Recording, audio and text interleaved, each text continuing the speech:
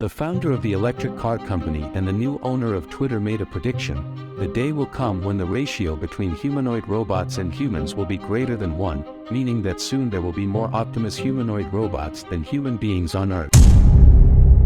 Worth bearing in mind that when we did AI Day, this version of Optimus didn't walk at all. So the rate of improvement here, I think, is quite significant. We have the real-world AI. We're the most advanced in real-world AI. So the same AI that drives the car, which you can think of the car really as a robot on wheels, and this is a robot on legs. So as we solve real-world AI, and I don't think there's anyone even close to Tesla on solving real-world AI. That same computer and software goes into Optimus. We could see as many domestic uses of humanoid robots as industrial uses.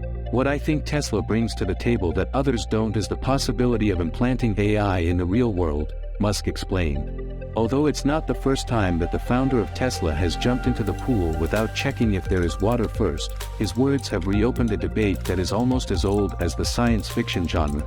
Does it really make sense to have robots that look like humans? On one side are the detractors who point out that, in terms of design, human beings are not at all spectacular. We lack the sense of smell that dogs have, we don't run as fast as large felines, and our strength is insignificant compared to animals like ants. We don't even have claws, trunks, or fins that can make our lives easier. The only thing that has placed human beings at the top of the animal pyramid, our great evolutionary advantage, is language. With it comes culture, that is, the possibility that what each individual learns throughout their entire life is not lost when they die. This is something that robots cannot do, no matter what shape they take. Our goal is to make a useful humanoid robot as quickly as possible. But Optimus is designed to be an extremely capable robot, but made in very high volume, probably ultimately millions of units, and it is expected to cost much less than a car. So I would say probably less than $20,000. The potential for Optimus is, I think, appreciated by very few people. Hey! As usual, Tesla demos are coming in hot. So that robot that came out and did the little routine for you guys, we had that within 6 months. Built, working on software integration, hardware upgrades over the months since then. But in parallel, we've also been designing the next generation, this one over here. Obviously, there's a lot that's changed since last year, but there's a few things that are still the same, you'll notice. We still have this really detailed focus on the true human form. So on the screen here, you'll see in orange our actuators, which we'll get to in a little bit, and in blue our electrical systems. Building a robot for use in the real world is much more difficult than most people think, said Dennis Hong, a professor of engineering and robotics at the University of California, Los Angeles, about Tesla's robot a few months ago. I don't think we'll have humanoid butler robots anytime soon that can wash dishes, take out the trash, and go grocery shopping. But starting with something much simpler, I'm cautiously optimistic. On the other end of the spectrum are those who believe that in a world created by humans for humans, it makes sense for robots to gradually take on human form. An example of this is Figure, a company that has been working on developing a machine with these characteristics for some time. We believe what we're doing is at the forefront of any electromechanical humanoid in history.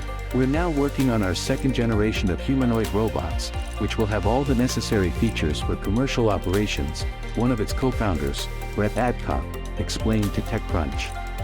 For now, the robot is capable of performing essentially manual tasks such as storing and transporting products, although the goal, Adcock admits, is to go even further. Our vision is to build a horizontal hardware that can be expanded to many applications. We believe that humanoids will revolutionize various sectors, from business functions to home assistance, elderly care, or building new worlds on other planets. I wanted to show a little bit more what we've done over the past few months with the bot, and just walking around and dancing on stage. Just humble beginnings, but you can see the autopilot neural networks running as is, just retrained for the bot, directly on that new platform. That's my watering can. Yeah, when you see a rendered view, that's the robot. That's the world the robot sees. So it's very clearly identifying objects. Like this is the object it should pick up. We use the same process as we did for Autopilot to collect data and train neural networks that we then deploy on the robot. We were inspired by biology. We have 5 fingers and an opposable thumb. Our fingers are driven by metallic tendons that are both flexible and strong. We have the ability to complete wide aperture power grasps while also being optimized for precision gripping of small, thin, and delicate objects. All right. So all those cool things we've shown earlier in the video were possible just in a matter of a few months, thanks to the amazing work that we've done on Autopilot over the past few years. Most of those components ported quite easily over to the BOT environment. If you think about it, we're just moving from a robot on wheels to a robot on legs. So some of the components are pretty similar, and some other require more heavy lifting.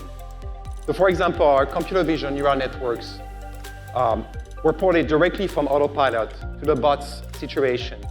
We're also trying to find ways to improve those occupancy networks using work made on neural radiance fields to get really great volumetric rendering of the BOT's environments. For example, here, some machinery that the BOT might have to interact with. Another interesting problem to think about is, in indoor environments, mostly with absence of GPS signal, how do you get the BOT to navigate to its destination?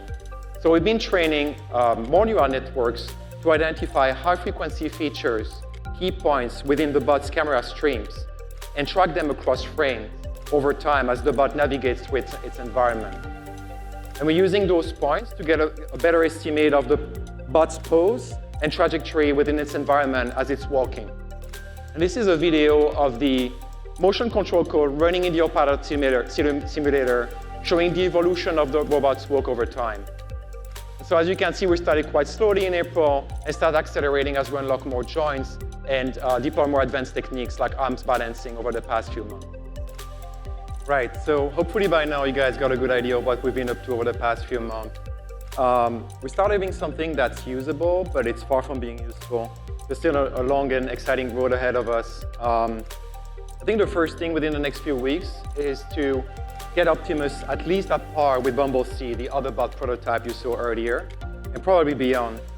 We're also going to start focusing on the real use case at one of our factories, and really going to try to nail this down and iron out all the elements needed to deploy this product in the real world. If you would like to see more content like this, be sure to subscribe to our channel and turn on notifications so you don't miss any videos. We'll see you in the next Bang Vision video.